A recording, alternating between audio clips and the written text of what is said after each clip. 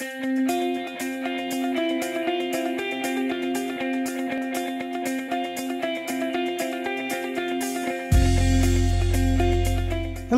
I'm Dave Wetlaufer, and today I've got a little repair job to do on our RV.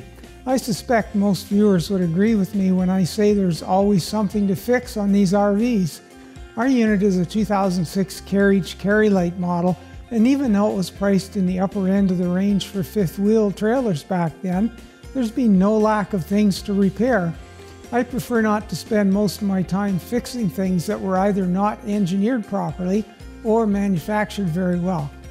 Our coach came with 12-volt electric gate valves for the holding tanks. It's a really nice feature to have, and fortunately, Carriage chose a good quality valve from Drainmaster. This company manufactures gate valves for the RV world and for other industries as well, and I consider them to be a premium quality, well-built product.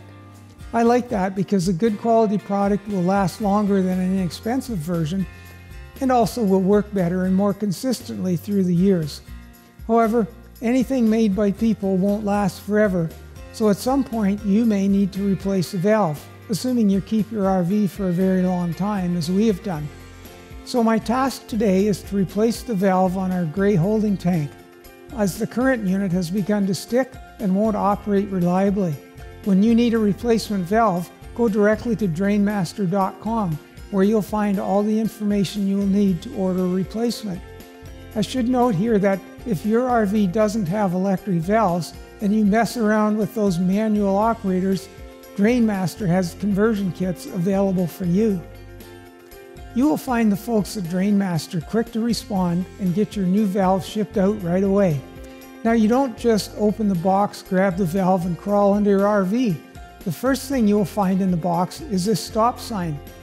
There's some important information you need to look at first. The next thing you'll find is your new valve in a plastic bag. And look, there's another stop sign. Here's what you need to remember. First, you always place the seals onto the two flanges, not onto the valve. Second, do not over-tighten the 4 mount bolts supplied with the valve. A third point concerns the orientation of the valve. Drainmaster specifies that the valve needs to be oriented ideally straight up, vertical, but you can go anywhere between the 10 and 2 o'clock positions if you have to. Unfortunately for me, Carriage chose to place structural support elements such that the valves could only be oriented horizontally, and I can't really change that. You may be in a similar situation, but if there's room, this would be the time to change the valve to the vertical position. So you've got your replacement valve, you've read the instruction sheet twice, and you've got your tools out and you're ready to get the work. It's time to roll under the RV and remove the valve access panel. This may or may not be an easy task. I've removed my panel, and here you can see both valves. The gray tank valve to be replaced is on the left, and I've disconnected the wires.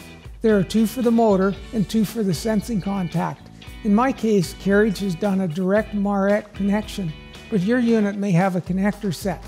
You can also see that I have flexible rubber couplings on either side of my valves. So for me, I loosened the band clamps next to the valve flange, and after I've removed the 4 1/4-inch bolts that keep the valve in place, I can slide the flange back into the rubber coupling enough to allow me to remove the valve. Now you're ready to install the new valve, but remember that stop sign. First, you need to place the 2 seals over the flange lips on the flanges either side of the valve. This is critical, like life and death. Well, maybe not that critical, but almost. Then you put a thin layer of supplied lubricant on both sides of the gate, a thin layer.